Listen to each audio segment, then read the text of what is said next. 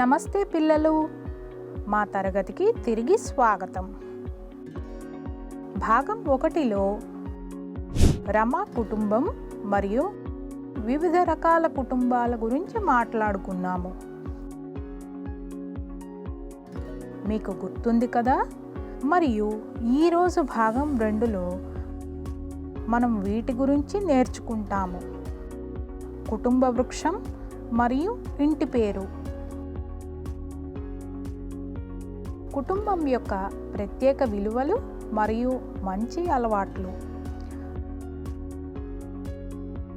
రండి పిల్లలు, మనం కలిసి నేర్చుకుందాం.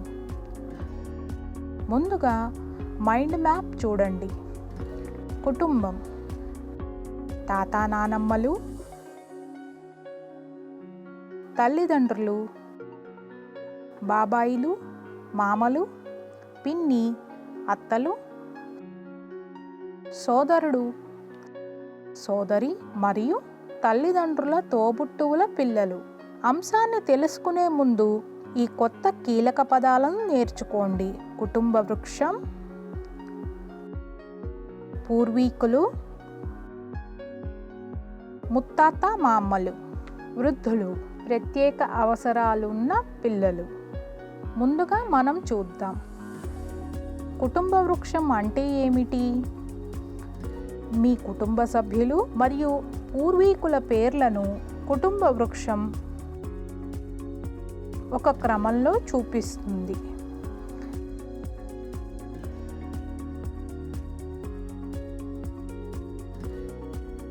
ఇది మన కుటుంబంలో ఎవరు ఉన్నారో తెలుసుకోవడానికి మనకు సహాయపడుతుంది. ఉదాహరణకు, రమ యొక్క కుటుంబ వృక్షాన్ని చూడండి. రమ తాత రంగయ్య మరియు ఆమె నానమ్మ గంగమ్మ. వారికి 3 సంతానం. శ్రీనివాస్ రాధను వివాహం చేసుకున్నారు. వెంకట్ అనురాధను వివాహం చేసుకున్నారు. సుజాత రమణను వివాహం చేసుకున్నారు. శ్రీనివాస్ మరియు రాధకు 2 కుమార్తెలు, రమ మరియు లత. వెంకట్ మరియు అనురాధలకు 1 కుమారుడు, సునీల్. సుజాత మరియు రమణలకు 2 పిల్లలు,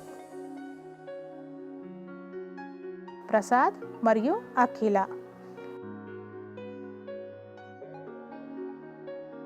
మీరు రమ కుటుంబ వృక్షాన్ని అర్థం చేసుకున్నారా? బాగుంది. ఇప్పుడు ఒక కార్యాచరణ సమయం. కుటుంబ వృక్షాన్ని చూసి సంబంధాలను పూర్తి చేయండి.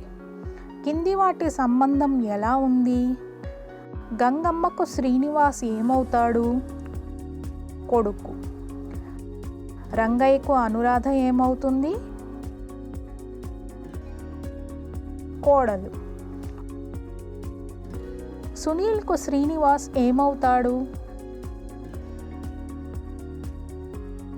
పెదనాన్న. రంగయ్యకు అఖిల ఏమవుతుంది? మనవరాలు.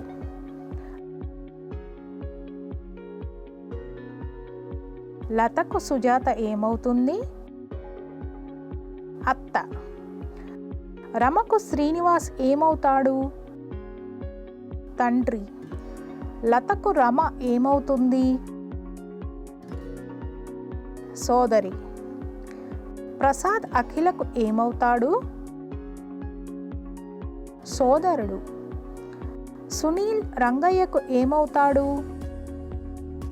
మనవడు.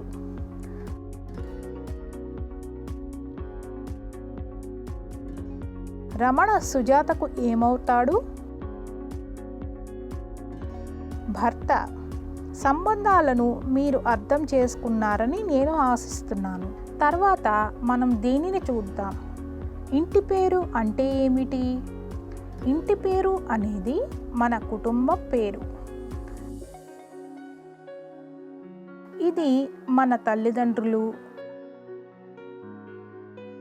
సోదరులు మరియు సోదరీమణులతో మనం పంచుకునే పేరు.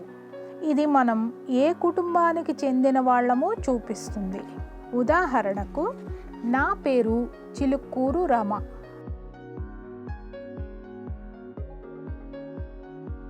రమ అనేది నా పేరు, చిలుకూరు అనేది నా ఇంటి పేరు. నా కుటుంబానికి ఈ ఇంటి పేరు ఎలా వచ్చిందో మీకు తెలుసా? నా పూర్వీకులు చిలుకూరు అనే ప్రదేశం నుండి వచ్చారు.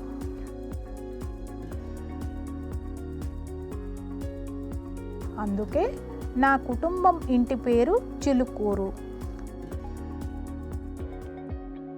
ప్రతి కుటుంబానికి ఇలాంటి ఒక నేపథ్యం ఉంటుంది. ఇది ఇంటి పేరు గురించి స్పష్టమైన అవగాహనను ఇస్తుంది. తరువాత మనం దీనిని చూస్తాము. వృద్ధులకు మరియు ప్రత్యేక అవసరాలు ఉన్న పిల్లలకు ఎలా సహాయం చేయాలి మీకు తెలుసా? చాలా కుటుంబాలలో పిల్లలు తాత నానమ్మల వంటి వృద్ధులు ఉంటారు. మరియు కొన్నిసార్లు ప్రత్యేక అవసరాలు ఉన్న పిల్లలు కూడా ఉంటారు.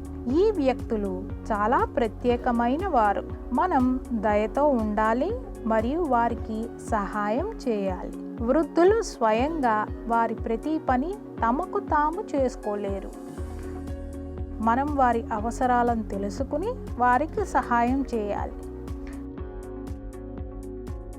మరియు ప్రత్యేక అవసరాలున్న పిల్లలను మనం జాగ్రత్తగా చూసుకోవాలి మరియు వారికి అవసరమైన పనిలో వారికి సహాయం చేయాలి. కొంతమంది పిల్లలు కొంచెం భిన్నంగా ఉంటారు. కొందరు వీల్ చైర్ లేదా హియరింగ్ ఎయిడ్ను ఉపయోగిస్తారు. మనం ఇలా చేయాలి: స్నేహపూర్వకంగా ఉండండి, అవసరమైనప్పుడు వారికి సహాయం చేయండి, వారితో ఆడుకోండి మరియు దయగా ఉండండి. పిల్లలారా, మనం దయతో ఉన్నప్పుడు ప్రపంచాన్ని సంతోషకరమైన ప్రదేశంగా మార్చగలం. మనం ఏమి నేర్చుకున్నామో చూద్దాం. మనం కుటుంబం మరియు ఇంటి పేరు గురించి నేర్చుకున్నాం మరియు వృద్ధులు మరియు ప్రత్యేక అవసరాలు ఉన్న పిల్లల పట్ల దయగా ఉండటం కూడా నేర్చుకున్నాము. కాబట్టి ఎల్లప్పుడూ మీ కుటుంబాన్ని ప్రేమించండి, ఇంట్లో సహాయం చేయండి, ఎందుకంటే మీరు మీ కుటుంబానికి చాలా ప్రత్యేకమైన వారు మరియు వారు మిమ్మల్ని చాలా ప్రేమిస్తారు. మరియు మీ ఇంటి పని చేయడం మర్చిపోవద్దు. ధన్యవాదాలు.